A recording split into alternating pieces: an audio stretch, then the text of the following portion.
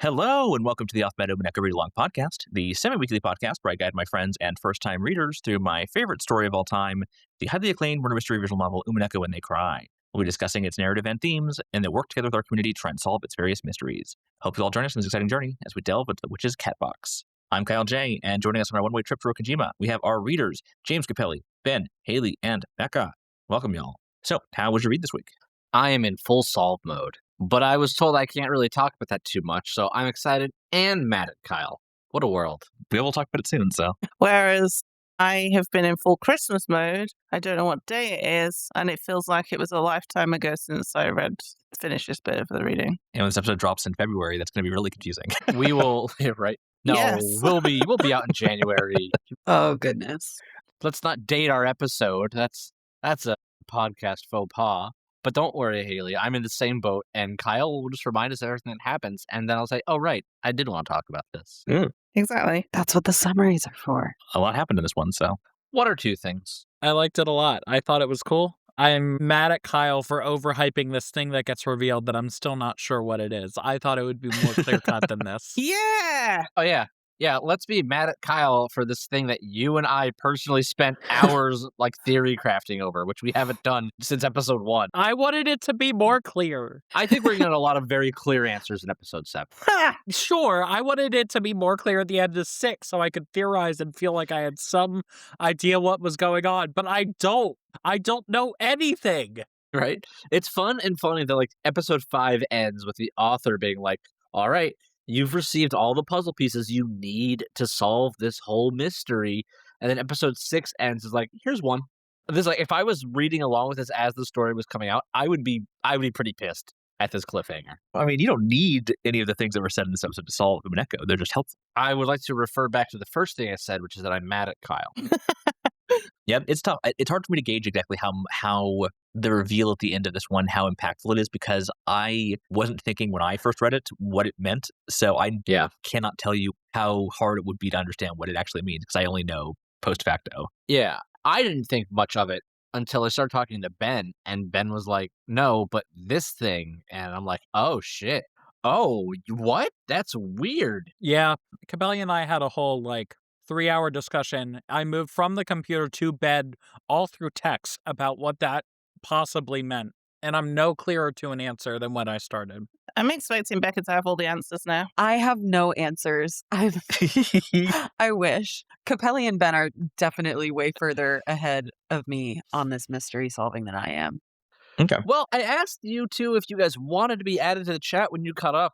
Hayley was like, no, I legitimately have too much stuff going on in real life, which fair. You really did. And Becca, I don't think you said anything. So it's just like, okay, I guess Ben and I will just talk about this when the time comes. I honestly don't remember that. I believe you. It's all right. Honestly, it was literally me and Capelli hearing each other give theories and then saying why those theories were wrong based on some piece of info. So, I mean, that's kind of the way to do it, right? You come up with a wild idea, Yeah. And unless you can prove otherwise, hey, it's a possibility. yeah, but usually I feel like we narrowed down all of what we said to none of these are possibilities. So we're we only have bits and pieces that we need to put together when you don't know what's a puzzle piece and what's already disproven. All right. Well, hopefully as we get into this recap, some of this stuff will start to click together a bit more, because I think that might be the case. This week, we read about 3 hours to the end, finishing off episode 6, Dawn of the Golden Witch, as well as the Tea Party and question mark segments, which is videos 108 through 110 of the YouTube playlist. If you've not got up to that point, please stop and go catch up before joining us. But I guess you can do that if you don't want to. I don't know. If you're just listening to along for the ride, welcome aboard. Our story resumes in the Golden Land, where Shannon and Kanon's duel is about to commence. Chick Beatrice still can't understand why any of this is necessary. Aren't two people who love each other enough? Zephyr and Furfur agree that is why this duel is necessary, to bring the number of people to 2. Beatrice asks if this is because furniture don't count as a whole person. When 2 people are in love, the circumstances don't matter. But Zephyr and Furfur disagree.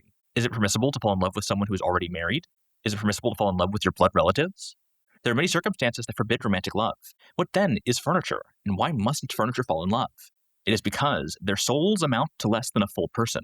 Shannon, Kanon, and even Chick Beatrice are all subhuman beings who do not possess a full person's soul. Like a man with 2 wives, neither would get the full person's worth of love that is needed to create a world between two souls. And that is the purpose of Zephyr and Furfur's trial, to allow these sinful souls who pretended to have the right to know love to regain the soul of a whole person and become capable of true love. I have to say this is very anti-polyamory propaganda right now, and I'm not here for it. Yeah. I want to be very clear. This story tries to be inclusive a couple ways, but it is not quite that woke. No, it's not. And I disagree with a lot of things. Ben, it was the 80s. Whether it's the 80s or not, I don't care. It made me sad, and I want to be very public that I do not agree with this, but I understand it as a plot device for what will eventually be revealed, because I think that this whole battle is one of the biggest reveals, along with the two red statements at the end of this reading. I think that those two go hand in hand with what we're looking at right now. So even though it was the 80s, right, the 60s were a mere 15 years before this story. And was it not the decade of free love, the 60s and 70s, in fact? Yeah, but only the people who were initiating free love were not making money, and you kind of need to make money to have sway in media and stuff to make society think what you want. So that's kind of like a, carrot stick weird situation. Carrot might not be the best analogy there, but I think you get what I mean. Yeah, and Japan's a lot more conservative, so. I do want to put it on the record to be clear. That was a joke I was making. Also, I had literally reading this part, I had the same thought. I was like, this is so anti-poly. It's crazy. Right? Yeah. I think I did think that as well when I first read it. But it's also anti-incest, so like you kind of got something going on right there that's kind of correct. I just also am very much with Chick Beatrice. I think this is stupid. Furniture are people, and math shouldn't be involved in love. Sorry. Unless the people really love math, in which case I love math, and I think it should be involved. However, I'm happy for you. I hope that you have that in your relationship. However, I think that the way that they're defining love in this way is very much one specific type of love. And yes, they are very much saying no incest. I fully agree with no incest. That's great. But there's a different kind of love that can be very close that gets ignored sometimes because romantic love is such the romantic and familial kind of throw each other under the bus sometimes. Platonic? Platonic, yeah. There are so many different types of love out there. Yeah, sure. I mean, I've got friends who are deeply in love and live together, but are not romantically involved in any way, right? And that's just something that you don't see defined much in media. You might see close friendships, but it's not defined what it is, because it's a very, I feel like what is commonly seen in relationships, not even romantic, but relationships in most media, doesn't even scratch the surface of what people can truly invest themselves into. What I picked up from this section, and now that you've just reread it, I can't say right now because it's going to lead into a whole other topic for conversation. But to Becca's point of, I don't believe furniture are not people, a lot of what Ben and I talked about, I think I understand a little bit more of what furniture is. And if Ben and I are correct, yeah, furniture can't love people. Not easily. And God, I want to talk about that so much, but I'm going to wait at least to dive into it, just to dip my toes in it a little bit at the end of this episode that we're recording. Okay, intriguing. Right? But also, that was also me being a little bit facetious, because I see Shannon and Kanon as people, Yeah, absolutely. You have love, yeah. They are fully realized people, but I do understand that for the purposes of red truths and within the parameters of the game, furniture are not people, categorically speaking. It's not even that. Up until this reading, I would have 100% been right there with you, but the cliffhanger and that this episode leaves us on really opens the door to theorizing a lot of crazy shit. Yeah, I think he's right. I don't know if I completely buy the theory that we've talked about, but I do think that it is worth considering. And I think that it would make the definition of furniture really weird. That's interesting. The one thing I want to say about the nature of love that they're presenting in this fight to the death is obviously, as we've discussed, a very narrow view of a specific kind of romantic love. It is not the entire encapsulation of love. It's a spectrum, as many things are. But I also kind of hope, I don't like it, and I do kind of hope that it's going to be subverted in some way, that it's being shown to us as like this is not necessarily actually an ideal kind of thing. But yeah. Now I'm just really excited to hear whatever this theory is going to be later. So let's get moving. It's like fucking stupid, but in a way that like whatever the answer to this mystery is kind of has to be a little stupid. I do love fucking stupid. Also, speaking of fucking stupid, a little theory that I came up with after this reading was like, if we're correlating all of the demons and or Beato's like cohort, like Vergilia's Kumasawa, Runaway's Genji, my new theory is that Gaap, I jokingly once said Gaap is Gohda, obviously. Now I think Gaap is canon, but... Okay, interesting. You think Gaap is canon? Could be. Why how not? do you disguise certain anatomical aspects? Well, because we've seen like Genji and Runaway in the same room, right? So like Gaap and canon can exist in the same room, but they're also versions of each other. I don't know. I'll say one thing. Have we seen them in the same room while Battler is also there? Gaap and Kanon?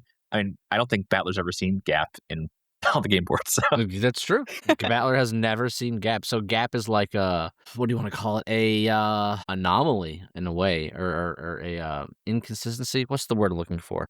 She's almost like you only perceive her by perceiving her absence, like a black hole. So deep, like a black hole. What's the word I'm looking for? It's like if I were to say this statement is false, that is a paradox. Gaap is a paradox. Okay. So on the note of the limited view of love, I wouldn't be surprised if that is the author's actual position, because I mean he's a Japanese writer. Like, I mean, you never know exactly how conservative their feelings on this kind of stuff is going to be. Sure, and it varies by culture. Yeah, I think it also might kind of be a statement about the author of the tale as well. Like, it may be a statement about some of the themes and some of it. It might be being influenced by outside factors as well, or inside factors, I guess, if it's inside the story. Shannon and Kanon are ready to begin their duel.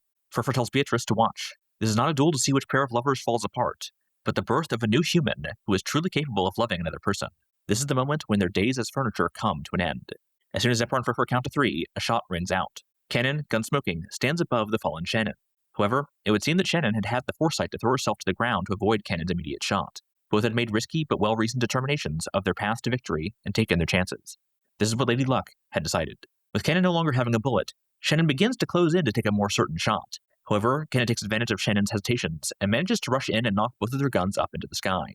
As the guns twirl, neither can tell which one is which anymore. They each snatch a gun out of the air and point it back point blank at the other's head. Kanon once again laments that they should have done this much sooner. Now that the day when all would return to the Golden Land has arrived, to settle this now is practically a farce. The two give their goodbyes and pull the triggers. A single gunshot rings out. Back in the guest house, Jessica cries out to Kanon. Despite having no visible wound, blood begins pouring from Kanon's head. Just as though it was a puppet whose strings had been cut, he passed away. This is a really cool fight scene, but it sure takes a lot of twists and turns to get us exactly to the outcome I expected. I really like that way of describing that, because I also believe that this was going to be the outcome. The outcome that I expected took many roads, but still started and ended right across from each other. Yeah. So It feels like it was another one of those instances for me where I was just like, oh my God, we know what's going to happen. Get to the fucking point. I was frustrated with this fight scene as I am with most of the fight scenes. The one point I think is actually important here is how it ends up becoming a pure game of chance because of how they both play it. Like, they both play it to the point where it's whoever has the correct gun and there's no way to tell which one. I think you're touching on something very valuable there, Becca. Yep, you sure are. I think it plays into our theory that we have as well, that the game of chance aspect of it could matter a lot. Yeah, well, it all comes back to, like, that's the entire basis of, like, quote-unquote magic as a system, right? Yeah, At least indeed. Kinzo's version of magic is all based on gambling. Yep. And the higher the stakes, the greater the power. So, Yeah, I get that. I want to know what the definition of Shannon and Kanon are, if that makes sense. yes. And I think that can define a lot of what we're talking about in terms of solving the mystery. Mhm. But in terms of a story beat,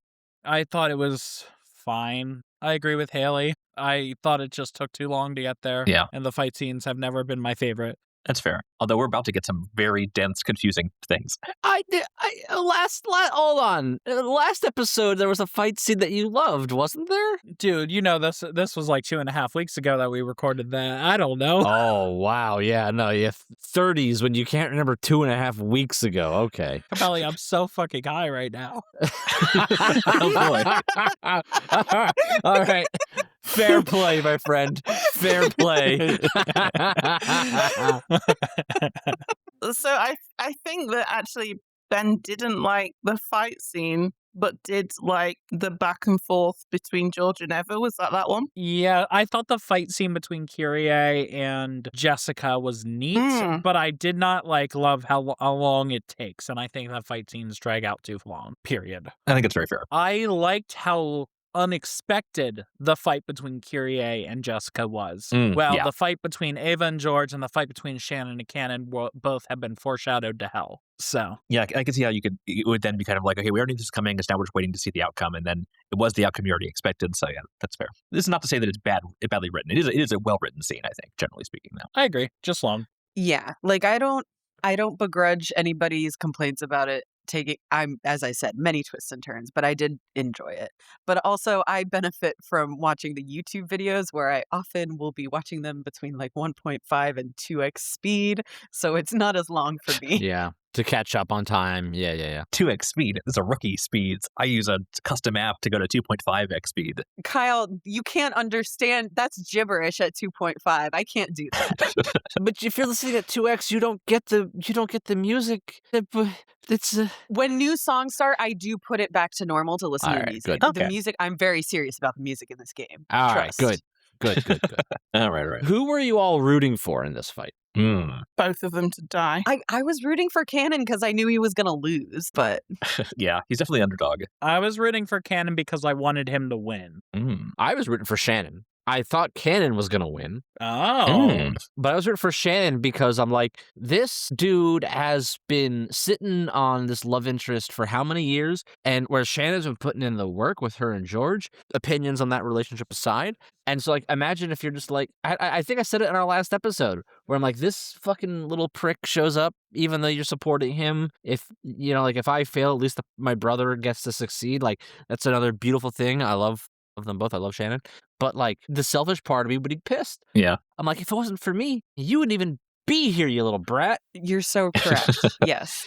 In my heart of hearts, I completely agree with all of that reasoning. I think Kanon just had a more recent character arc than Shannon did. Shannon's character arc was between episodes 1 to 2, and then she hasn't done anything for a while, but Kanon had, like, the arc in this last bit, so. So I agree with it, but I don't want any of them to win. No humans allowed. Nope. Hoarding all the souls for yourself. Yeah. They're not humans. They're furniture, Kyle. Where have you been? One of them is a human now.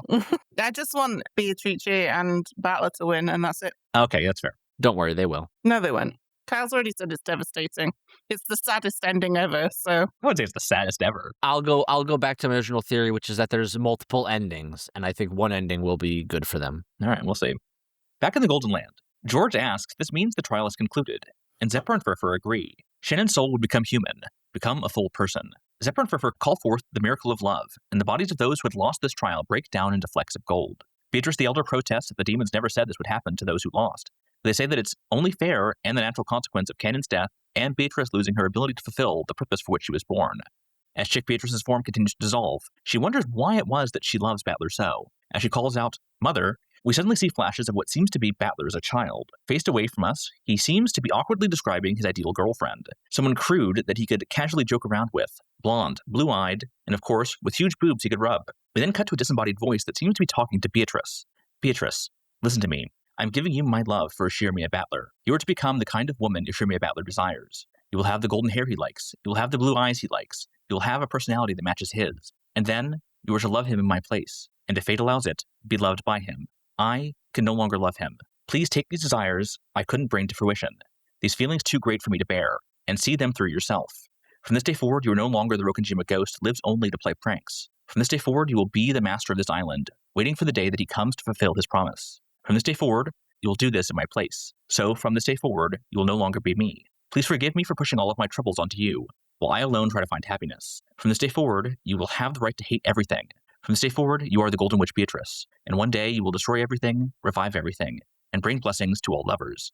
When that day comes, I pray that you and I will both have found happiness. From this day forward, you will no longer be me. From this day forward, I will no longer be you. The two of us will split a single soul and share it. And though, of course, that won't amount to a complete soul, I'm sure our dreams will be more numerous than most. Let us be blessed, my darling Beatrice. No one else can see your form, but I can. And if you're loved by a lot of people, I'm sure they'll all start seeing you too. We can all see if we have love. If I didn't fully believe that there was some logical explanation to this, I would say that this is whole wibbly-wimely, like, just bullshit magic soul-splitting bullshit right now. Like, it's so crazy. Like, who is this woman who says that they are going to split and be two different people? I don't get it. I can at least attest that it does make perfect sense I hate it. in retrospect. I hate that you can attest that. Is this person somebody we should be able to solve? I have no idea. Does it make... Oh, Kyle, What? I didn't start this mad at you, but I'm getting mad at you. Yes. It's contagious. Oh no. One of us. One of us. I don't think it's easy to know what it's talking about, but it is. There's no lies in what was just said. Despite all of Ben and I's theories, I at least have no fucking idea what it means to be. You can only see it if you have love. Yeah. I'm gonna be a little sad if it's like a word puzzle where like whatever the kanji is for love is like relevant, kind of like what we think is going to be going on with the epitaph. Love is I in Japanese, which is AI. It's all in a computer simulation. You got it right initially, Capelli. It is sci-fi. It's a sci-fi story. Oh, is this just a prequel to like the AI Somnium Files? Yeah. Like, I read it 3 times, and I didn't get it. And I was like, okay, I give up. I quit. Again. It's so dense. It's not easy. Like it's a wild ass sequence. It's definitely one of those things. Like there are things in the previous episodes that, if you remember, make all this come together because of course that is the nature of the beast, right? And so it's just a question of if you'll happen to remember the right things at the right time. This is why I'm really taking my time rereading all of those summaries, but they're so long. I'm still They are like, so I'm long. barely into episode 2. Like, it is slow going. I even took it to Denver. I lugged this almost 300-page binder with me on my carry-on to Denver wow. and read it in my mother's house. That's dedication. Well, I appreciate the dedication. Oh my I'm god. trying. It's just taking forever. And sorry, everybody, I've got the stoner brain memory. Like, if it's not written down, I don't remember it. So maybe someday I'll post pictures of all my chicken scratch notes and highlights that I've been doing. But Okay. we'll see. Who the fuck is this woman and who Yes! the fuck is Beatrice? Because we know that someone that looked like Beatrice fell from a huge height when they were with Rosa, whenever Yep. she described that, And died. But no one ever found her body. And we know that someone who looks like Beatrice showed up on the island as well. According to the memory of a girl who was 10 when it happened and decades have passed since. Sure. I believe something to that effect must have happened. We also do have red text to say it really happened, right? Yeah. Indeed, we do. Bullshit. Just Ben's original comments. All bullshit. This is all bullshit. Oh, I don't know. But like, so there's that. Then there's the extra child that Natsui decided to throw off a cliff or something. Which happened around the same time as the Beatrice falling off the cliff, I So believe. who the fuck are they? They said that they're the ghost of Rokkenjiima. Are they like a kid that was raised in Kumadorian, like from all that time ago, that only Kinzo knew about, but then Kinzo died before ever giving up that secret, so they were just living in secret. Maybe only the servants knew, and that this person that was raising Beatrice was supposed to like look like Battler's ideal girlfriend for some reason. Is it Battler's mom? I don't know. Yes. It's a Shiromir Battler. I've already established this. I still stand by it. Nothing has disputed it yet. This is, and Kyle, in fact, has reaffirmed something again because he was like, oh no, let me say his last name and redid the line, which said Shiromir Battler rather than just Battler. You're not wrong there. You're not wrong. No, that's in red, so it doesn't really matter, but I don't want to like misstate something that's an actual quote. Yeah, that's fair. Just There are so many logic leaps I'm doing to try to figure out who these people that we haven't seen. Yeah, that's fair. If there are people even that we haven't seen that are torturing. And then when we get to the end of this reading, the number is disputed of how many people we could possibly be including here. So I don't know. Capelli, say words. I don't know, man. This whole No, that's not words. I don't know isn't words. You're a dad. You're supposed to just say words. I really expected Capelli to just go on and say words. Me too. I'm so disappointed. That's why I'm enraged right now. I guess I'm a little too tipsy to catch it. I'm jet lagged. You have to understand. Am I the only sober person at this podcast? Usually. I'm sober right now. I've been drinking. Ben's high. Hayley's on sleep deprivation drunk, and Yeah, that's true. Becca's lying. What? Amazing. All right, well, I think that scene is very full of meaning. So something to keep in mind as we continue on. Wait, you're meaning it's not just bullshit? It's not bullshit. What? Back in the cousins' room of the guest house, everyone's baffled by what they have just witnessed. Kanon, after bleeding profusely from an invisible head wound, had dissolved into a spray of gold and vanished completely. Outside, Kanon reforms as a spirit and is joined by Beatrice, who had met a similar fate as a fellow loser in the trial of love.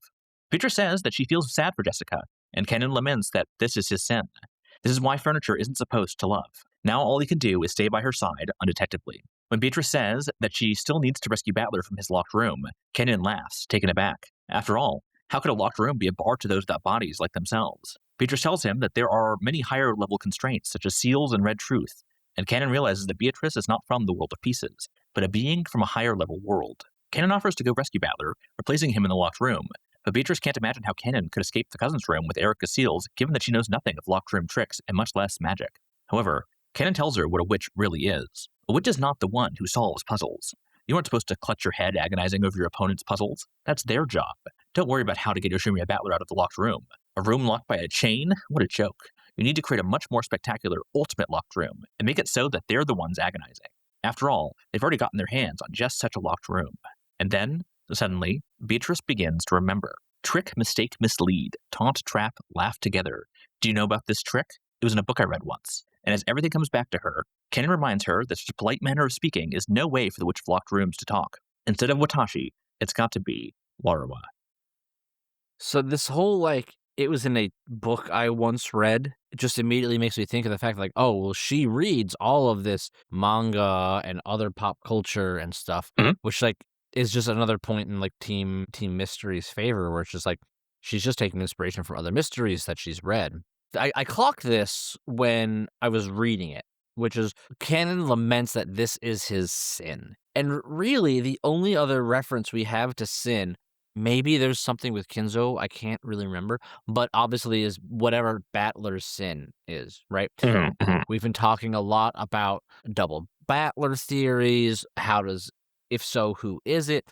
If that is the theory, then I think Kanon is the top candidate for who that could be. Is somebody the child from 19 years ago? All of it is a little ambiguous enough that you could make any puzzle piece fit at this point if you really want it to. But what sin does Kanon have? Do you need to have sin in order to be qualified to become furniture?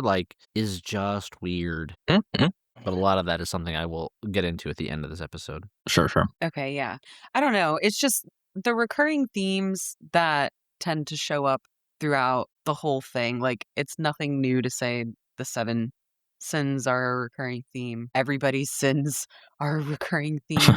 But I also clocked this too, just because I genuinely have no idea of a reasoning or a theory behind this. But Kanon and Shannon are at the forefront of my brain in terms of being keys to whatever is going on, the entire overarching thing. I think you're right. And so Kanon speaking authoritatively to Chick Beato in any way is kind of I'm paying extra special attention to this, but I still don't know what it means. Neither do I. I have ideas. I feel like I read this bit 3 times as well. Specifically, the witch is not the one who solves puzzles. And from there, to try and figure out what the difference was between witches and humans, and I'm still just lost. I actually don't know how the witch is not the one who solves puzzle thing. I don't know if it's a meaningful hint or anything. Yeah, I read that mostly as Kanon being a hype man.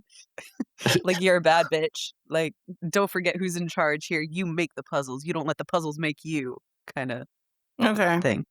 I just feel like I try to find meaning in everything in this now. Try to find some kind of answer in every single bit. No, definitely agreed. There is meaning there. I'm not going to say that it's not. Both things can be true.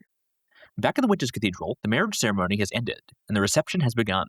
Gertrude informs Delaunor of some kind of disturbance in the game board, and security is tightened with the expectation of an imminent attack from Beatrice. Lambda Delta gets an unmarked letter, but recognizing the signature envelope and seal, she keeps its contents secret. According to the Seven Sisters of Purgatory, Kanon has somehow escaped from the guest house. Just then, the lights suddenly go out, and when they turn back on, everyone is sure that Beatrice has snuck in somewhere.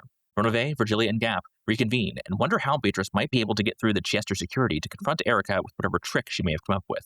With a swirl of golden butterflies, Beatrice herself finally makes her appearance. However, this is not the meek chick Beatrice that we've seen throughout this game, but the fully reformed, true Beatrice. Renove, Virgilia, and Gaap temporarily disable the Chester sisters, allowing Beatrice to approach Erika. The Seven Sisters of Purgatory, knowing the Battler would want them to help Beatrice, disable Gertrude's shields, and when Delaunor attacks Beatrice, her blow is surreptitiously deflected by a kernel of popcorn appearing from nowhere. Still, with the Chester sisters coming back online, Beatrice only has time to throw the object she obtained from Renove at Erika, a single white glove. Erika asks why she should accept Beatrice's duel, not just have her gun down, to which Beatrice replies that, as a detective, Erika will want to see and challenge the absolutely unsolvable locked room that she has brought as a wedding present. Throwing off her wedding dress as if it were a cape, Erika takes up the mantle of detective once more and accepts Beatrice's challenge.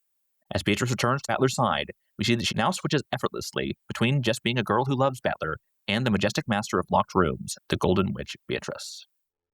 I kind of love to imagine, first of all, love a good little plan coming to fruition. I love it when a plan comes together. I love a really dope entrance and a challenge that, the other person just can't refuse. I kind of like to imagine the part where like Runaway and Virgilia and Gaap are like clearing the way for Beatrice is kind of like, in the Two Towers when they show up to Rohan and Aragorn and Legolas are like taking out all the guards so that Gandalf can get to possessed Theoden. Good stuff.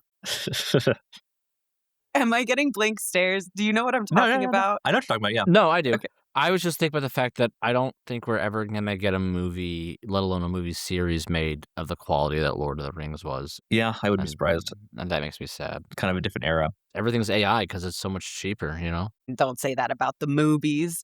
Y'all got to see one battle after another. I do. That's a modern epic. Oh my god. So fucking good. Thank you, Hayley. There's like at least 10 movies that came out in the last 3 years that I really want to see. But kids. That should be top of the list though, for real. Like, it's just pure perfect cinema. It's so good. Let me see if I can find out where to watch it right now. It's on HBO now. That and Sinners. Sinners was great, yes. I loved Sinners. Although I needed to have like a primer. So I follow a lot of like culture critic-y kind of like video essays to people on YouTube. So before I watched Sinners, I actually got to have a great primer on like the black cultural aspects of the movie and like the importance of what some of the things were doing and like some of the themes and what the story was trying to do, which I think really enhanced my experience watching that movie a lot. That's a really good point. I like that, Kyle, that you took the time to do that. Because, I mean, even for me being Black British, I'm sure I miss things because it's a different culture than African American. So yeah, it's an interesting thing to do because like on the one hand, I'm a big like I don't like spoilers because you can only watch a movie for the first time once, right? But I'm not going to watch most movies twice, right? So doing a thing that enhances that first viewing is generally great, right? Going into that viewing and being able to understand what the movie is trying to accomplish and being able to appreciate more the artistry of it and getting to see the setups and payoffs and knowing what things are meant to evoke, like that all really helps kind of really appreciate a film more, I think. But also, you can't get back that untainted first watch if you do it. So it's a little risky. If you like really love a movie, then you're like, oh man, now I never get to experience that first watch. I love that. I really do love that. Like, so Adam would never have done that because he is so anti-spoiler and he didn't love it as much as I did. And I think that the cultural stuff was what he was missing, the cultural context. Yeah, I think it was FD Signifier is the person that had the video that I watched on YouTube. Okay. Do any of you have HBO Max? I do. Mm-hmm. I'm gonna mooch from you sometime soon, Joe. I have to cut this from the videos. They know where. Sinners is on there too. That's the convenient thing. Both of them, one place. There you go. Also, what's on there is the show that was recommended in our Discord chat recently. What was it? Heated Rivalry. Heated Someone Rivalry. was recommending that, and so I watched that. The gay hockey movie? Yeah. No. Make it stop. Whoever brought up Heated Rivalry, I love you. Make it Just Hold on. stop. We've It's got all the I person most see. qualified to comment on it. What you got, buddy? It's all I see. it has bewitched the internet. Well, here's the great news, Ben. It just ended. It is done, yeah. So hopefully it dies down soon. Good. I want people to stop talking about it Yeah. Why? because so many gays, it's all they talk about. It's real big for the gays It's right now. so big for the gays. And I want it to be something, anything else at this point. It has just Okay. gotten to the point of overhype. You're just tired of the same topic over and over. Yes. Yeah. Have you watched it yourself yet? No, absolutely not. It's not something I care. It is good. Care to see. What if it's not overhyped? It is romance. This is the thing. If romance is not your thing, It's you not. should not watch or try to engage with it because you will not like it. It is pure romance. Yeah, no, thank It you. is a romance series. That's it. Yeah. And it is So- quite, it's not exactly explicit, but it's like everything up to that. Yeah, no, I Like it's trust right in me. the line. I've heard. So it's all people talk about Yeah. on the social medias. As an ace person, I will admit that I skipped through some of those sex scenes because they were like a little long for my taste. That's fair. Anyway, that's my contribution to this segment is please stop talking about heated rivalry. Well, to get us back to Umineko. Mm-mm. No homosexual relationships in Umineko, as far as we know. Thank Oh, God. statistically, a couple mean- people on that island are gay, There's at least partially. something between Runaway and Genji. Numbers wise, all of the demons are gay on some level because that's we're sinners, right? Who's most likely to be in the LGBTQ community within the characters of this game? Let's stick to the main 18. There's too many of them on the same level. There's too many of them. You got to pick one. Bullet to your head, gun to your head. Who's gay or queer, I should say. I'm gonna go with Kyrie. Beatrice, number one. Kyrie. But- Ooh, no, I'm No. gonna stick with Kyrie. Beatrice is very. Oh, she's a pansexual queen, but No. Gaap Yeah. is the next one. No, I know who Ben's gonna say. No, I don't know. No. So I have two things. One, Kyrie for Uh-huh. sure. She Uh-huh. she gives off very proud bisexual that knows what the fuck she wants in life. Yeah. Yeah. Which, Agree. Yes. great for her. She found the person that ended up being a heterosexual male and it works out for them. Great. I would not say that Nanzo should be gay or is gay or in any sense of the word queer. I think that he falls into the stereotype of a bear trap, and I have been trapped, and I have many friends that do fall into that category. Very nice, older man, but very straight still. Like, it does not extend to, like, having a branching sexuality from heterosexuality. And if any of those friends are listening right now, I'll tell it to your face, too. Right. This is a conversation we will probably come back to because there's going to be there's some textual evidence for some characters being queer. I Oh. love that. Wonderful. I love it. I'm love ready. to win and get my way. Let's go. If you are telling me that Shannon is nothing but a beard, I am so ready. I'm not ready for that one. Back at the game board, Kanon races through the rainy night and then through the mansion. He thinks back on his time spent working for the Ashimiya family, how Kenzo would become a childish prankster when he didn't have to perform the dignity of the head around his children, and how he would let Kanon shoot with his Western rifle collection, how Kraus was surprisingly kind, and Natsuhi, while incredibly strict, was pitiable, clearly dealing with some heavy burdens. For Genji, the one person Kanon saw fit to call his father, he was both grateful and resentful towards him for many things. For Kumasawa, who could probably be called his mother, he regrets not being able to repay the kindnesses that she had shown him. For Shannon, his big sister, without whom he wouldn't have been able to be himself, he is thankful that she taught him that the ocean is blue. How Gohda, even though Kanon still hated him, could occasionally show genuineness and kindness through his cooking. And of course, Jessica. They really did have enough time to build up a love that could have competed with George and Shannon's, if only he had had the courage to look beyond the gray sea sooner. Did you skip the best line in this whole reading? Which line is that? Oh, I didn't put it literally in there. Gohda, I hate that guy. Yes! Gohda, I hate that guy. Move on. I feel like there was a flurry of messages between us. Right? like that's got to be like one of the most popular memes in the community. It has to be. No? Kyle? Nope, not that I know of. That's insane. Oh my god. That's insane. Not even a mitigating line about how good his food was. Just hate that guy. Fuck him. Next. Ugh, what a we'll be the change we want to see in the world when we're done. Yeah. That's all I'm saying. Go to memes incoming. Arriving at the guest room, Kanon finds Battler collapsed outside. the shackles representing the unset chain lock still locked around his neck. Dragging Battler back into the room, Kanon can see from the destroyed room that Battler had tried everything he could to try and find a way to escape. It would seem that he'd even considered Berncastle's offer of saving him if he cut himself into bits and washed himself down the drain. Even though not a single day had passed on the game board, how many years must he have spent agonizing over that logic error? Kanon wakes Battler and tells him that he can now leave, that he will take Battler's place. Battler, having suffered that hell, understands the seriousness of Kanon being left here. However, Kanon tells Battler that someone is waiting for him to return. Would he do that again? Not come back? Besides, doing this will allow Kanon to repay his debt, not to Battler, but to Beatrice for helping him to know love. And so Battler is able to escape the guest room and run to the one he loves, while Kanon stays and resolves the logic error. And this is yet another question of, like, how is this Kanon able to see, like, the meta, like, quasi-meta state of the board? Because he's clearly referencing the end of episode 3 when, like, he snuck blind Jessica out of the infirmary. So how does this Kanon remember that, but yet when they're on the board, they clearly act like nothing? It's just like you've got like game state, meta state, and then like there's this weird quasi interim, which is like I've gotten to a point where like I just have to accept what the story is giving me and be along for the ride. Okay.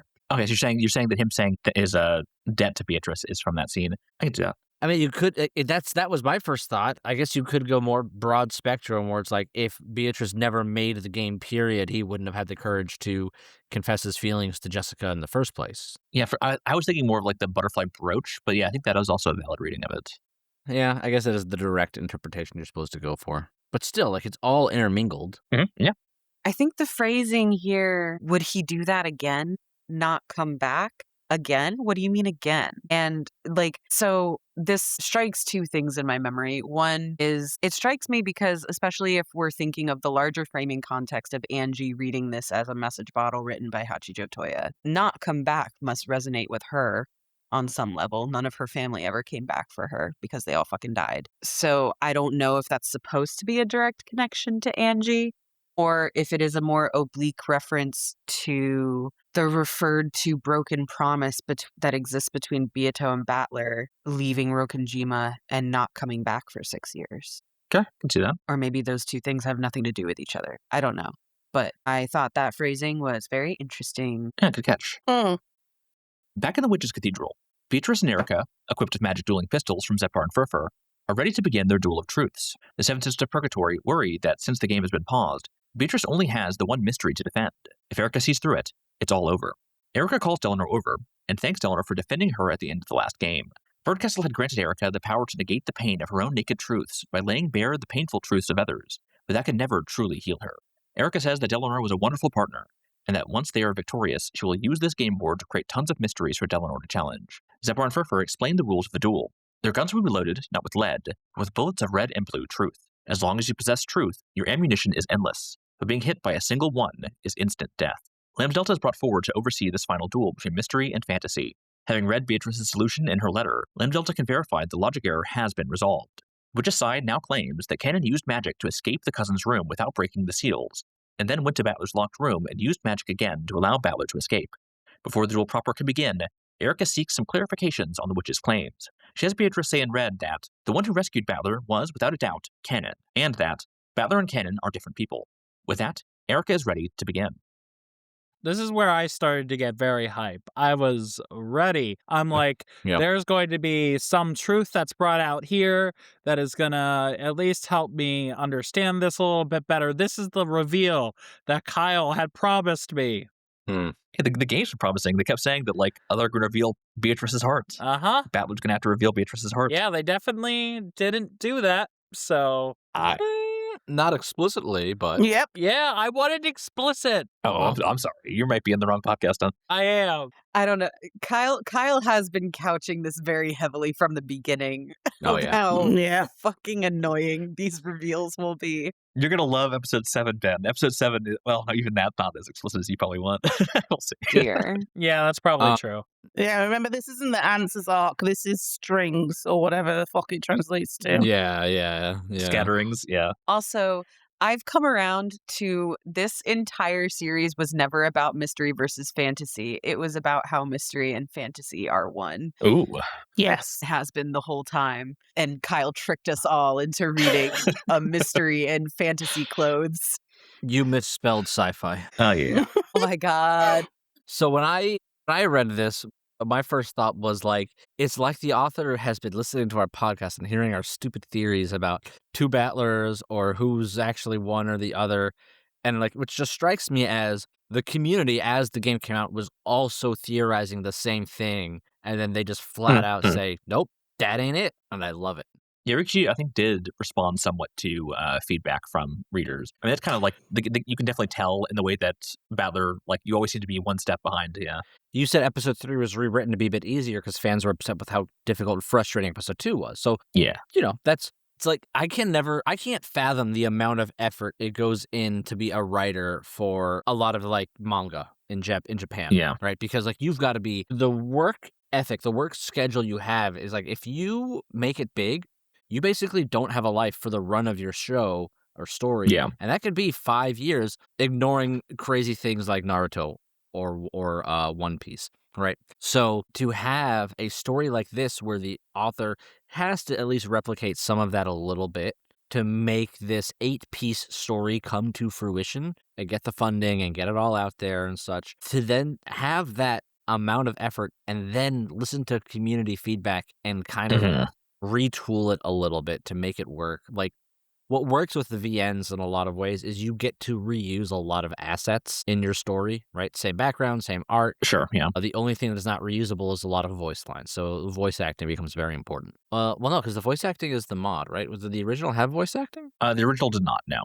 This was, when it was released on the PS3, they added voice acting. All right, so forget that. So it's just rewriting text. Like, you have those tools at your disposal, and like probably by the time you hit episode 3, you're pretty good at editing your own shit. So still, to see them go back and, if we're right in saying that, okay, well, he's listening to fan theories and being like, too many people are getting side railed into this completely wrong theory, I need to course correct them. But maybe they're kind of right. So I'm going to frame it in a way that there are holes you can push in how exactly did I word it. And then to add one more layer onto it, how much of it is lost in translation. Yeah, that Umineko was not some preconceived, fully, like, written out, and like that there was the flexibility to change things, I can't fathom. It's a miracle this story comes together as well as it does with that in mind. But even looking at a lot of like popular long-form release schedule for fictional stories, like Becca and I have talked about Lost a lot, leaving yourself a good, solid outline and a lot of freedom to fill in the blanks. If you've got good writers on board to help do that, you've got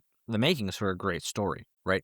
What makes Umineko great is not the mystery, though that is a big part of it. It's the characters. Like, how much have we spent talking about the mystery versus how much we are delving into the characters? If you have good characters and good dialogue, the quality shines through almost always. Sure. Entering into her logical reasoning space, Erika begins thinking through her solution to Beatrice's claim. Battler's escape from the guest room itself is simple enough. Kanon just swapped places with Battler, resealed the room, and hid in the closet. The real question is, how did he escape from the cousin's room without breaking the seals? No, the seal in that room has been confirmed to be perfect. Kanon cannot have escaped from there. The real question is how Kanon could have been somewhere other than the cousin's room at the time it was sealed. Erika had confirmed the presence of Hideyoshi, George, Kumasawa, Shannon, and Nanjo in the next room over, both visually and with the red. While Erika thought she had been clever by using the term everyone else for the cousin's room, that must be the source of the trick. She lands on the idea that everyone else definitionally means all people whose names I did not mention directly, and thus, a person who shares a name with someone already mentioned would not have been included. If Kanon had lied to Jessica about his real name being Yoshia, and was instead also named George, that would allow both Georges to be validly counted when listing George as being in the next room over. In other words, there were 6 humans with 5 names. And so, Erika loads her blue truth into her gun and fires. Kanon was hiding in the next room over and escaped through the window after the seals in that room were placed. However, because Delano had already sealed blue truth using that window seal, her gun backfires, and she is forced to have Delano first remove that prohibition. Now both sides are ready to fire their bullets of truth. Erika presents her theory, a dazzling combination of red and blue truth. The cousin's room is guaranteed to be a perfect locked room until the end. So if Kanon really had been in that room, it would have been impossible for him to escape. In other words, Kanon was not in the cousin's room at the time it was sealed. Kanon's name is an alias. His real name is still unknown. If his name happened to be the same as anyone in the next rooms over, that wouldn't contradict the check on who was in that room. In other words, it's possible for him to be in the next room over, not in the cousin's room. It is true that the next room over was sealed, but at the time of the logic error, only the doors were checked to see whether the seals were preserved. Therefore, there's a chance the window seals were broken. Kanon was in the next room over, and he escaped through that window. However, as soon as both guns fire, Beatrice's red bullet knocks Erika's gun from her hands. Instead of taking the fatal shot, Beatrice has decided to play with Erika a little longer. Beatrice gives the merciless red truth. At the time the next room over was sealed, Hideyoshi, George, Kumasawa, Shannon, and Nanjo were in it, and the number of people in the next room over was 5. No one existed there except for those to whom those 5 names refer. Every name has just one person that it belongs to, and no one can go by a name that is not theirs. With her name theory torn apart, Erika is left completely baffled how Kanon could have escaped that room. However, Beatrice isn't done yet. The reason she neglected to perform the killing blow on Erika was so that she could crush every single one of her theories. Returning to Battler's guest room, Beatrice graciously allows Erika to ignore how Kanon escaped from the guest house and use him freely in her blue truths for Battler's guest room without explanation. Why even do the setup of each person has a bullet anyway? Like, it's just, to me, I feel like that's just a little extra and unneeded when they could get across basically the same thing, other than showing that Beatrice just wants to toy with her. I didn't like that. I thought it was silly, but that's the only part of this I didn't like. Everything else was great. I mean, that's it then. This is showing that chick Beatrice has kind of clued into her original persona a little bit. I also just think it's a fun visual motif. I love the visualization of a duel, and that's what we're going for. This is a showdown. This is a Wild West. We are in the middle of town. There's tumbleweeds rolling by. We are fighting to the death, and it's about who is more clever, but our cleverness is bullets. I don't know. I love it.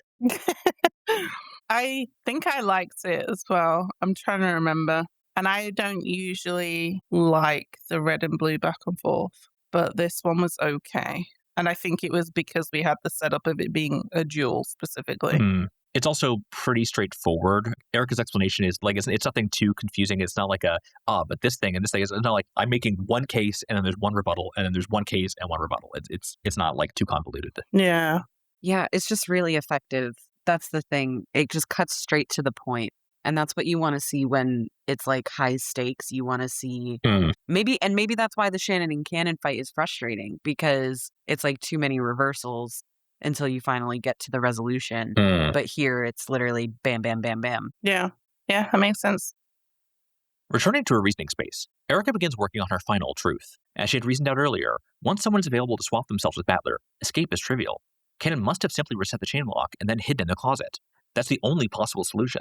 Why was Beatrice then confidently betting everything on this trick? There must be some wordplay trick with the existing red, and so she will have Beatrice first eliminate any ambiguity with the red truth. At Erika's behest, Beatrice gives the following red truths. At the time Battler was rescued, only Kanon entered the guest room. From the time you entered the room to the time of the logic error, you, Battler, and Kanon were the only ones who went in or out of the guest room. It refers to 3 people. You, Battler, and Kanon. 3 people, in other words, 3 bodies, went in or out. Only you and Kanon entered, and only Battler left. It has already been stated in red that every name has just one person that it belongs to, and no one can go by a name that is not theirs. Therefore, for each of these names, Erika, Battler, and Kanon, only that single person can go by that name. Erika then asks for confirmation that she herself was not the rescuer, which Beatrice obliges. Of course. You are the detective, are you not? Worry not, I will respect that. A rescuer means someone who reset the chain lock after Battler undid it. It does not matter whether they intended to save Battler or not. Beatrice likewise acknowledges in red that the definition of going in or out is crossing the boundary between the guest room and the area outside of it.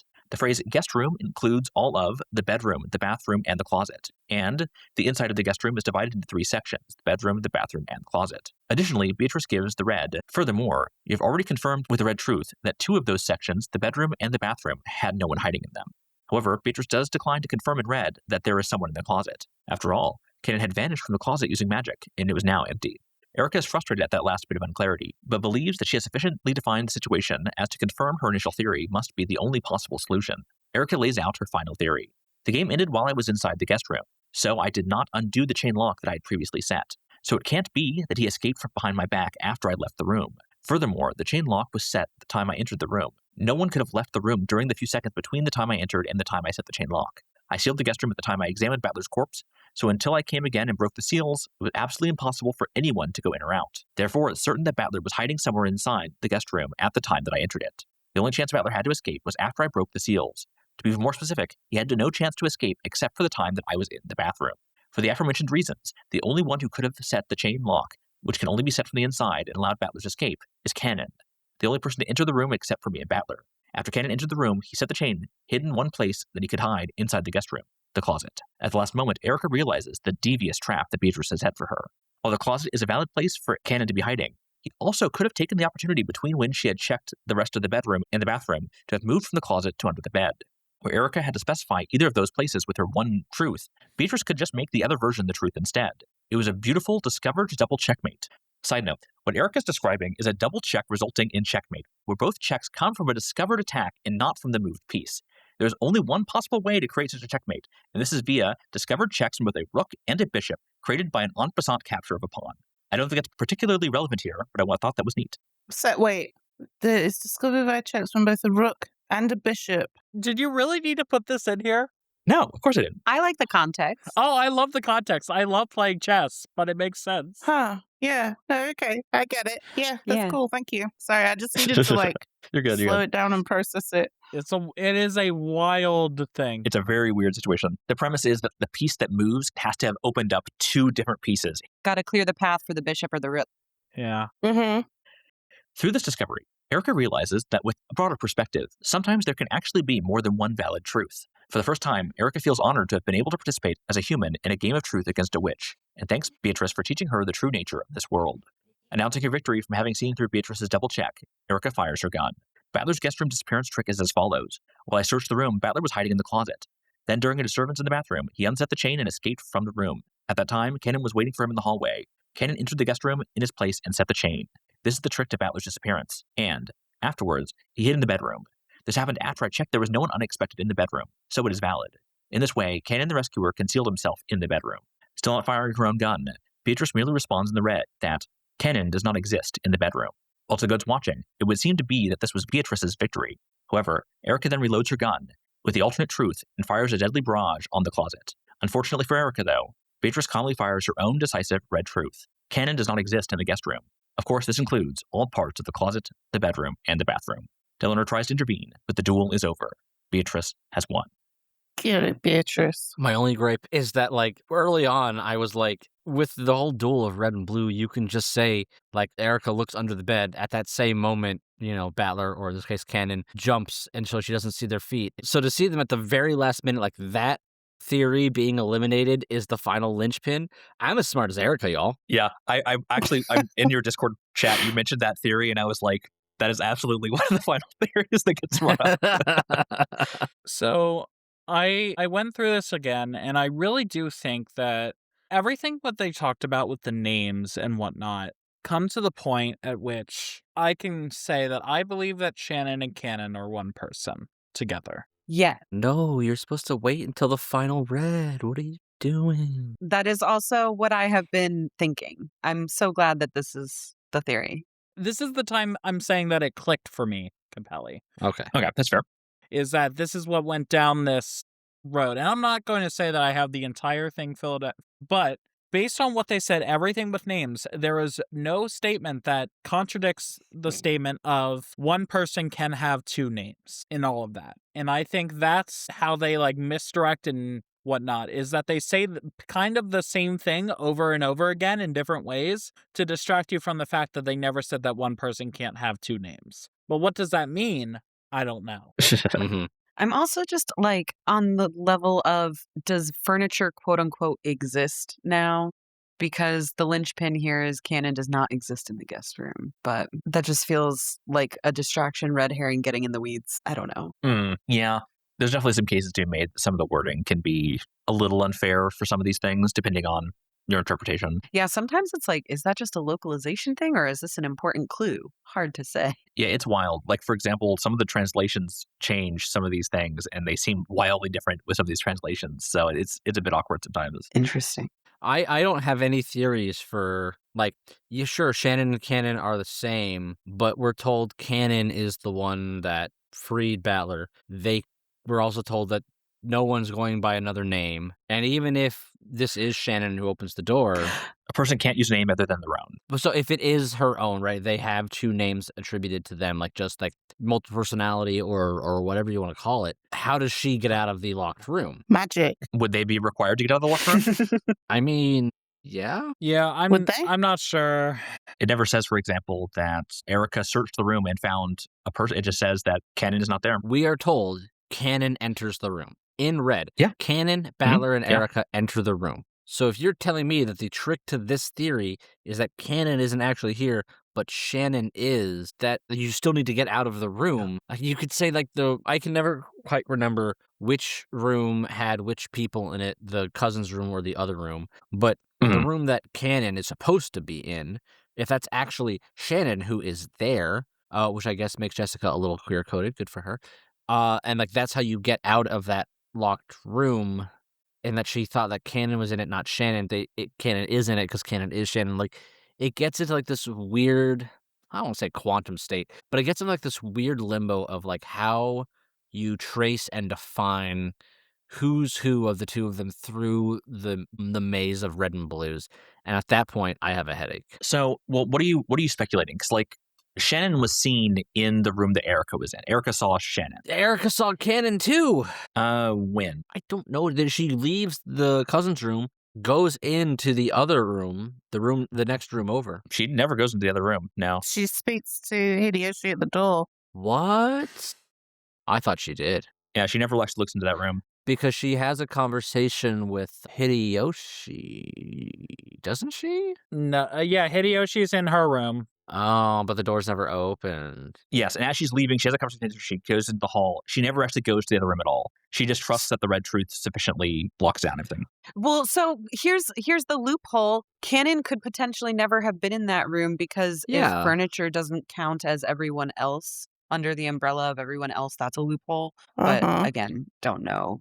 Oh, sorry about this siren. But isn't that addressed in some of these reds? They said the everyone else is counting bodies. All bodies are counted for the purposes of saying everyone else. And that's why they had to exclude Kinzo, because his body was theoretically on the island. Yeah, so, like, the fine details are really hard to nail down, but, like, I have to believe we're on the right track. Here's my crazy Shannon and Kanon theory that is all purely vibes based and is easily debunked. I know that there are many holes in this. You don't have to tell me that. Okay. But for funsies, I love to think about Shannon and Kanon as being two halves of a whole, much like the brooch. And especially with that weird fucking scene that still none of us know really what to make sense of like, Beatrice, I'm giving you all of these things. And also, I'm ceasing to be you, you're ceasing to be me. And also the fact that they have to fight to the death for a chance at love to become whole again. I don't know. There's something about it that maybe thinks they somehow created Beatrice and were split apart somehow. To add a little more to this theory you're spouting, furniture does not have a full soul, but combine them together and they do. Right, exactly. So again, this is all purely vibes based. I don't think it's just vibes based. This is why I think we're on the right track with this. This is the theory that Ben and I were hammering down for a while. Yeah. Let's go into this next segment, because this next segment has the red truth that I think gives a more explicit. That this is what got me on board with it, yeah. Oh, God. Let's go. Battler is suddenly freed from his comatose state, and Beatrice rushes to him. Battler says, "That's a nasty trick. You sure something like that counts? With a trick like this one, those humans will start complaining again about how this isn't a mystery." To which Beatrice replies, "No, it's a splendid trick that just can't be seen by people without love." As Delano tries to help the dying Erika, Berncastle has already left the fragment. Finally free of Berncastle's control, Erika asks Battler and Beatrice for one final clash. Both sides load red truths into their guns and prepare to fire. Battler asks Beatrice if she is sure about this, and she agrees. They will pull the final trigger together. Erika begins her final parting line from the detective, her self-introduction.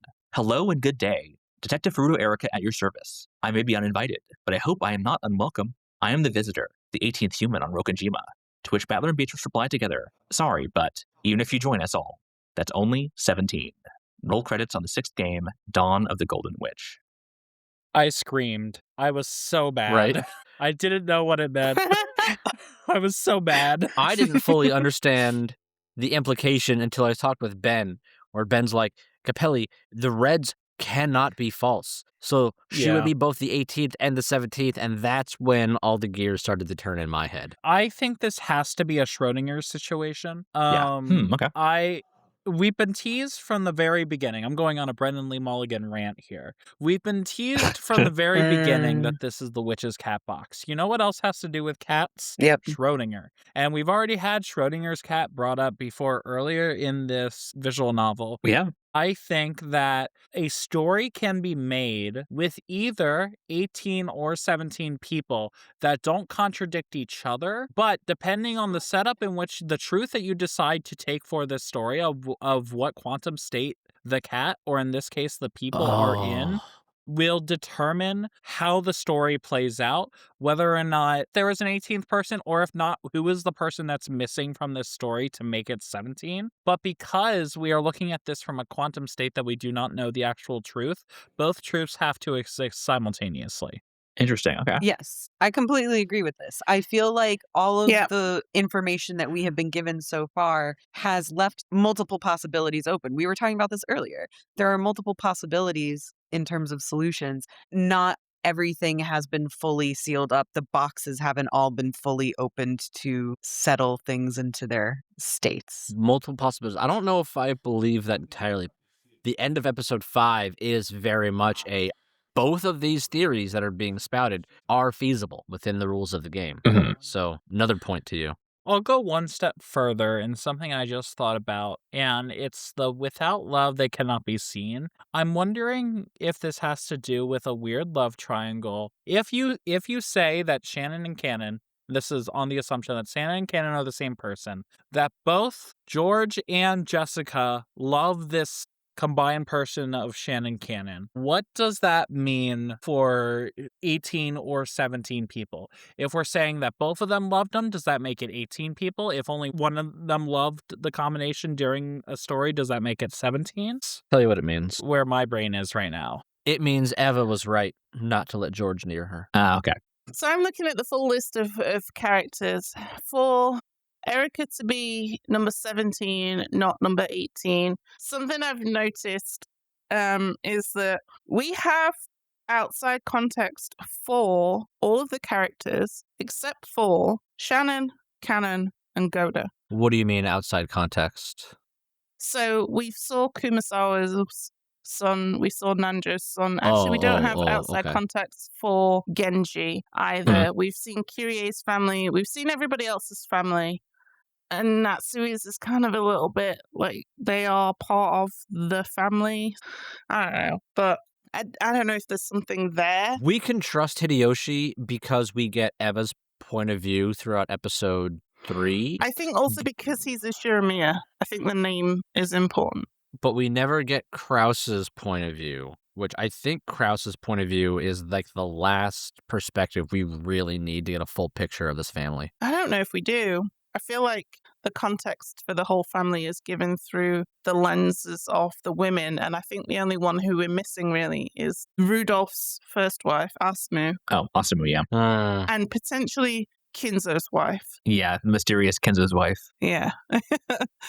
And I guess to add on a little bit to that, there is Maria's father. Mhm. Though that does seem the least important of that set. But not a Shiramiya, so I don't think he matters. Like, I don't know. I feel like Yeah, I could see you. Hideyoshi matters because he's a Shiramiya. Natsui matters because she is a Shiramiya because they married in. Kirie matters because she's a Shiramiya now, you know? Huh. But Yeah.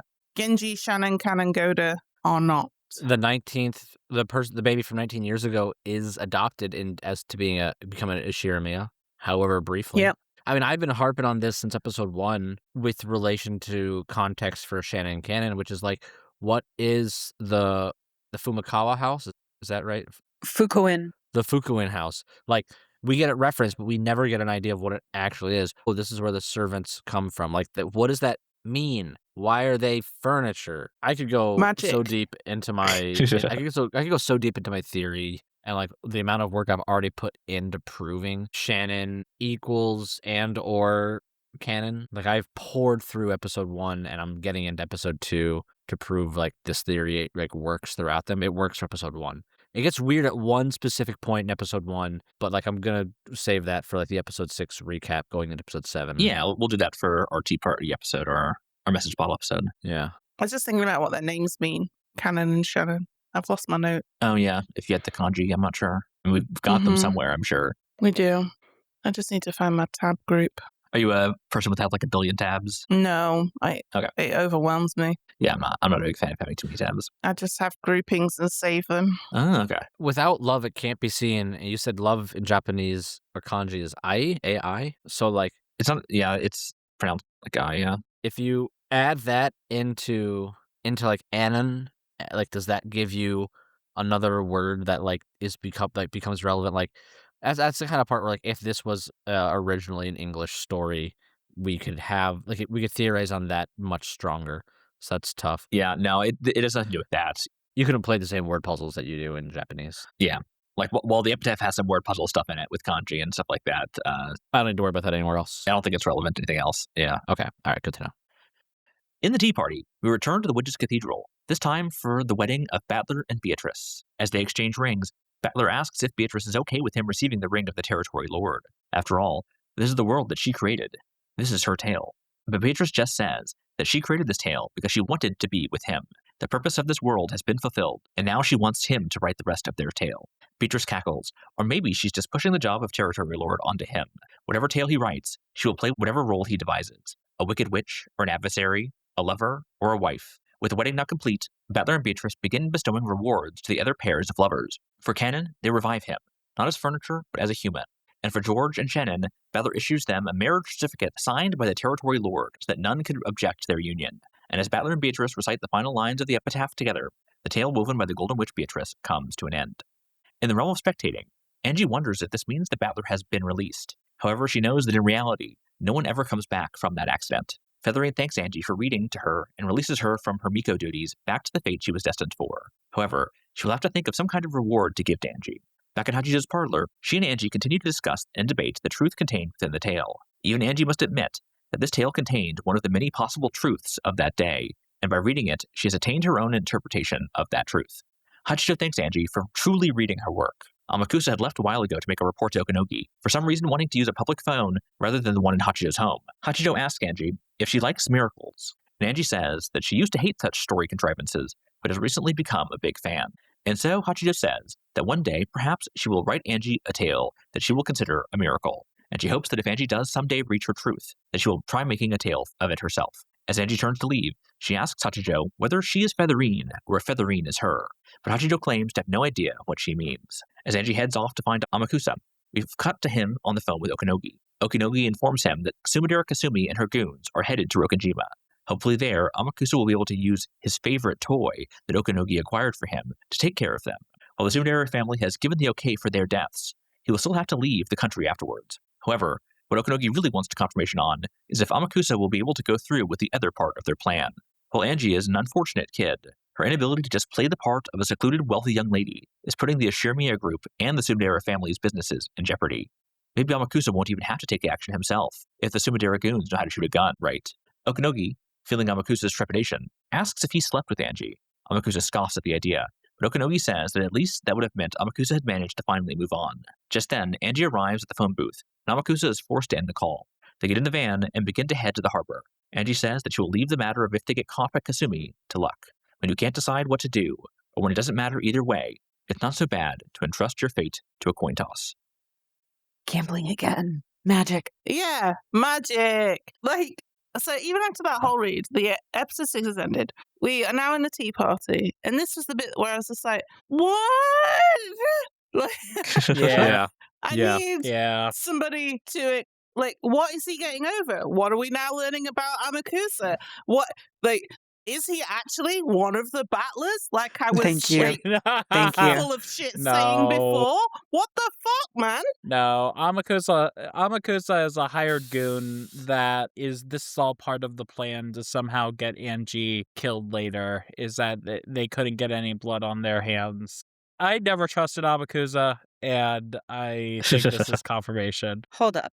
I would like to point out that there is plenty of time for him to make a decision to I'm be on Angie's side, for one. For another, we Mhm. know where they go from here. They're going to go to Rokkenjiima and the Yep. Sumidera are going to show up. We've seen that Yep. scene happen. correct. What happens after that, We don't still know. don't know. And it could be that Amakusa, if he goes to plan, kills Ange and leaves, flees the country. Sure. Doubt. Very much potentially. Also, he could sacrifice himself or something. Who knows? So many possibilities. I think Amakusa is canon, Gohda. Interesting. Okay. Wait, what? Why? I think he's either canon grown up or he is the baby from 19 years ago, right? Because I went back Balor.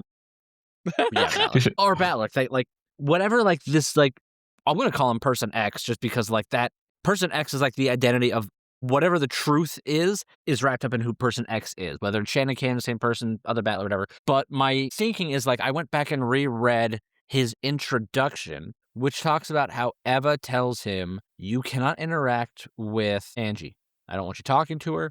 I don't want you doing anything more than just being a silent guard. And a lot of that just speaks to accomplices kind of talking of like how their dynamic had to evolve to stay out of jail, or, you know, people don't know exactly what happened. Because there's a lot you could talk about where was it really Eva who did the killing in episode 3? If not, who did, and how did it happen and why and all that. The other big theory that I realized is all of the staff are in on it. Mostly Genji. If like I had to say one person, Genji is the main accomplice. And that means that the phone lines are working. Oh, yes. Yes. Which means that if we are thinking that the mastermind is off the island, you could do a lot of wordplay to, like we talked about this 1 or 2 recordings ago, which is if I tell you via a phone call, you need to kill this person or I'm going to murder this person who I'm with that is a loved one of yours, how do you define who the killer is? You pull the trigger, but because I'm basically forcing you to do it, that could kind of finagle a lot of weird red truths where you say, Yeah, potentially. so-and-so didn't kill, Bro, right? So, like, I've been I saying think... from the beginning that the servants are in cahoots. With Kumasawa, the lead, is the only way that we differ. She done it. But I remember saying, I think it could be Shannon and Canon, and you all went, no, these two sweet little innocent babies, no. No, I said I think they're in on it. Mostly Ben was against that, yeah. That was mostly me. Becca also. But then things changed, obviously. Well, yes, because they're my little baby angels and they did nothing wrong ever and innocent until proven guilty. We're working on it. Except Kumasawa. We're working I will on it. defend them until they are proven guilty. Everybody is guilty Yes. on this island. They are all terrible. Except Kinzo, who is dead. I'm at war over this idea of the mastermind being off the island because on one hand, like, it's an interesting possibility.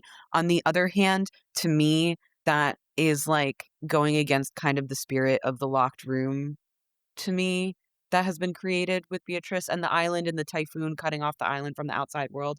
I also, I guess we're taking it as like the phone lines to the mainland are working if Genji is a liar because... Genji is a liar. That's basically proven. Yeah. Right. But like, I do think the phone lines between the houses are working on the island, but I didn't really consider the phone line to the mainland being in operation until just now. I'm going to feel silly if it is true that the phones are down. I'm trying to remember if it's never said in red, obviously. That like never comes into question in red at all, so that's never mentioned. But I'm trying to remember if anyone besides the servants actually go to check if why the phones are down. I don't think so. Why would they?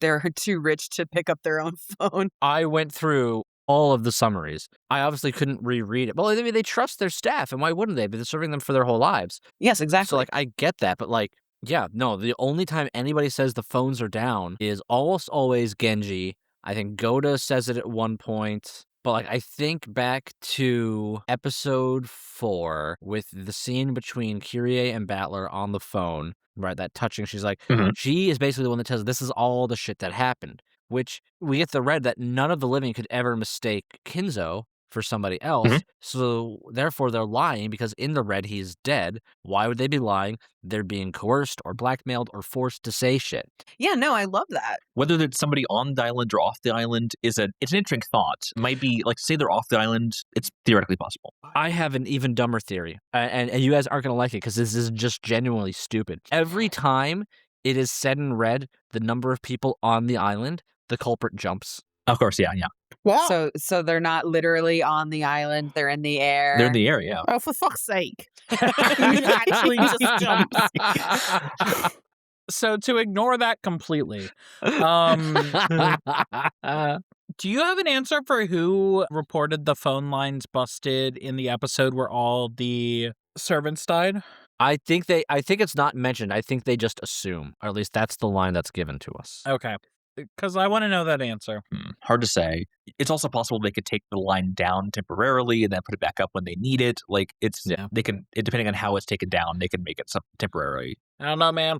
Because like the other thing that I think about heavily is episode 5, where the man from 19 years ago is coercing Natsui to do all this stuff. But if the phone lines are down, he's either on the island, which means it's somebody on the island masquerading. It is Natsui making shit up in her head, or it's somebody not on the island. Like, those are the only 3 options. Yes. Yep.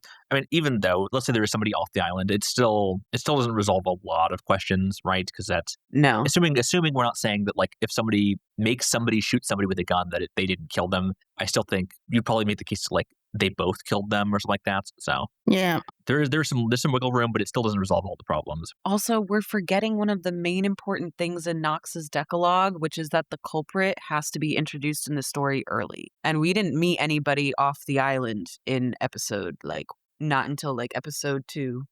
Yes, we did. Who? The guy who drives the boat. I was about to say, with the exception of the people at the airport and on the boat, no, we don't. Yeah, Amakusa was at the airport. You didn't see him in the background. I think everybody who gets art made of them is relevant in some way. I said the same thing about Nanjo and Kumasawa's children. If they were not named in episode 1, let's say, that is not being acknowledged by the story and that is not being introduced to the story, in my opinion. Did the boat driver have a sprite in episode 1? I don't think he did, right? He only got the sprite in episode, 4. You might be right. I think there's a very interesting theory, though. No. That just means that the person off the island has to be somebody who's named, which would be... Or Shirmia Battler, yeah. No, Battler's mother. Yes! Yeah, the second Asumu? Shirumia Battler! Asumu. The second Battler! Alsamu is and Ange are the only ones mentioned. Obviously, it's not Ange. She's a 5-year-old. Yeah, we don't really know how Asumu supposedly died. Maybe she faked her death. Or disappeared. She could have just been disappeared. She knew Kyrie was coming for her, and so she faked her death to survive. Kinzo could have done something for some reason. Like, options are there. There's possibilities. There's possibilities. All right, well, let's finish off this summary, and then we'll wrap this one up. And then, of course, we'll discuss a lot more of this in the message bottle episode. In the question mark segment, we find that Burncastle is lost somewhere. Having left the wedding to be away from people, she had suddenly found herself in a place she didn't recognize. For her to truly be lost would be a miracle, and as she knows better than anyone, miracles don't exist. To create a true miracle requires a near infinite amount of time, and so anything that appears to be a miracle that happens in a shorter span of time is simply someone's design. Someone had brought her here to this bizarre corridor. Hearing the sound of some creature in the distance, Burncastle follows in that direction. A pair of emerald green cat eyes and a set of bloody footprints guide her to a dark meeting place. There she thanks the cat that guided her by kicking it into a wall, causing it to vanish, leaving behind only the pile of bloody scraps it had been eating. When the lights turn on, Burncastle finds herself in the realm of spectating and is greeted by none other than Featherine Augustus Aurora herself. Apparently, Burncastle had been one of Featherine's previous Mikos, and the way she now moves from fragment to fragment, leaving destruction in her wake, was learned from watching Featherine's far worse actions in the past. Now that Beatrice's game is over, Featherine needs a way to check the validity of the theory that she has constructed. She wants to look at the answers, and if Burncastle will be her Miko, she will be allowed to create a tale filled not with love, but hate. With snack and drink negotiations concluded, Burncastle agrees to be the game master of the 7th game. After all, tearing apart the chest and ripping out the guts is Burncastle's specialty. Beatrice always said that tea was best drunk in the company of a witch, but Featherine disagrees. Tea is best enjoyed with their fellow monsters. Preparing the game pieces, Burncastle picks up the black piece that represents Beatrice. While it was sometimes a king, sometimes a queen, it could even become a knight. Until it was promoted, it was just a pawn. Even just putting the pieces on the board, the witch's game has already begun. When the seagulls cried, none were left alive. And that is the end of episode 6. This bitch, man. I love it. I love it so much. I love this so much. I've got one more idea for a mastermind, which is less stupid than the last thing I said, which is the mastermind... Whoa, low bar. Low bar. Yeah, low bar. Oh my god. The mastermind is Kinzo. Not saying Kinzo's alive, but instructions were left. Like, the loyalty at least... Sure. Oh, we did have that thing about Kinzo's will, yeah. Yep. Right, yeah. Like, that still hasn't been touched on.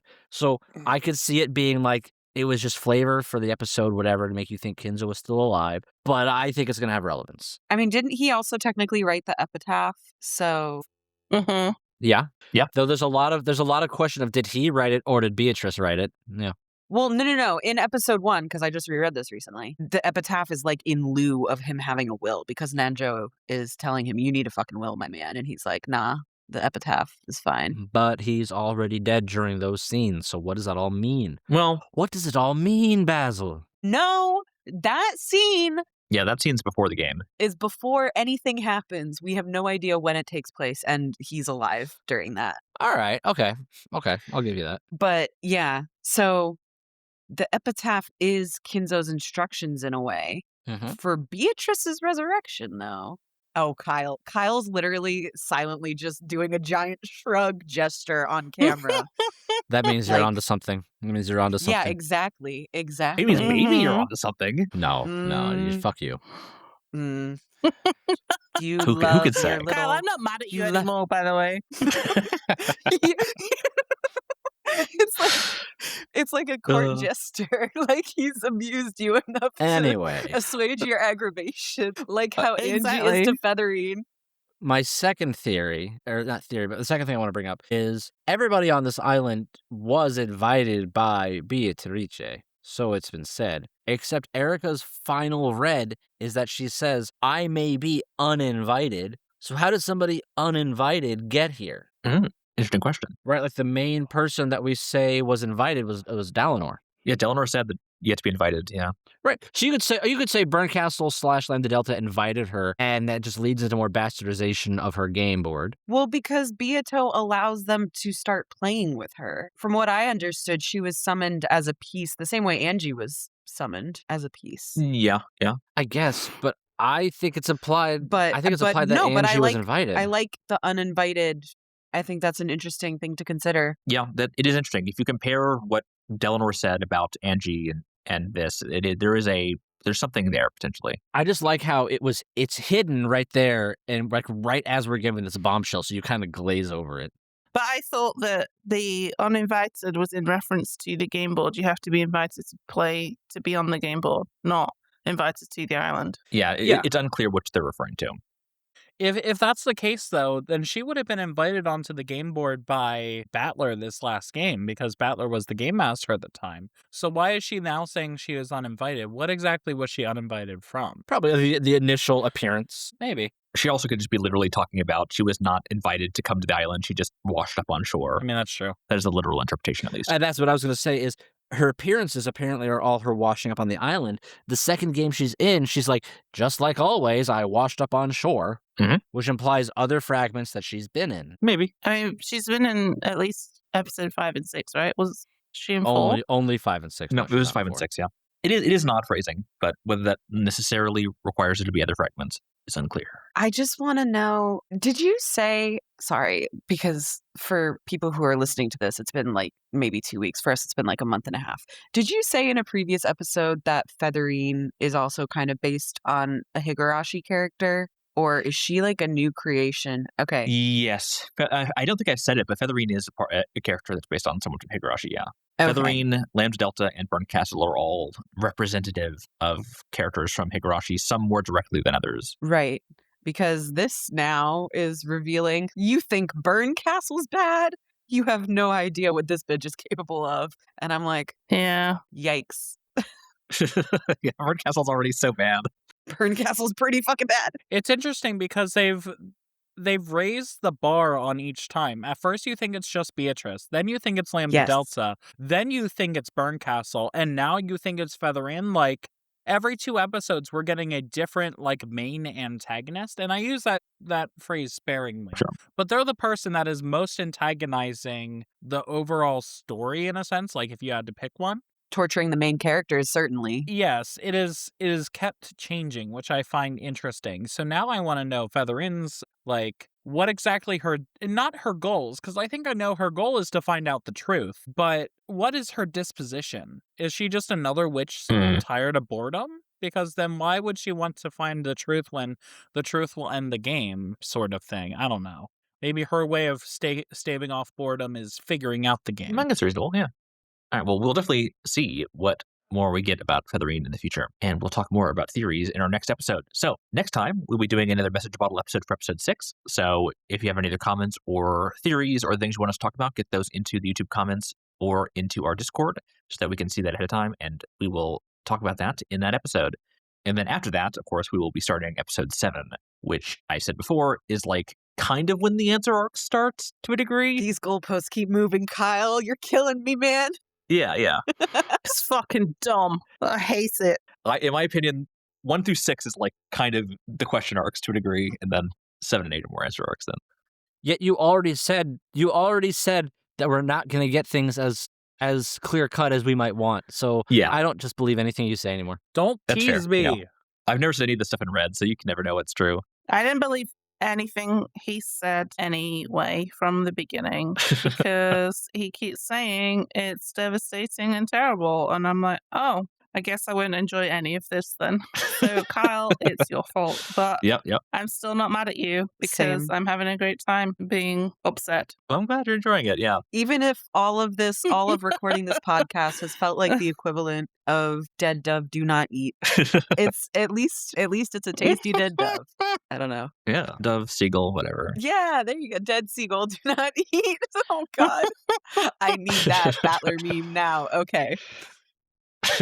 I don't know what I was expecting. I hope everybody is looking forward to our Message Bottle 6 character rankings because I'm sure mine's going to be amazing as usual. Yeah, that's always Is a it highlight of seagulls? that. Is it dead All doves? people. All right. Well, thank you all for joining us. I hope you enjoyed listening to our musings on this one. It's been a little crazy, and of course, we'll have more theorizing in the next one. So hopefully, we'll see if we can get some of these theories to coalesce before we start episode 7 proper. But I think we've got some good ideas at least. So it's not like we're going into episode 7 with like no idea what was going on, like I was, which was very confusing. I think we'll have a good time as you'll be paying attention to what's happening. So thank you all for joining us, and remember to think off meta.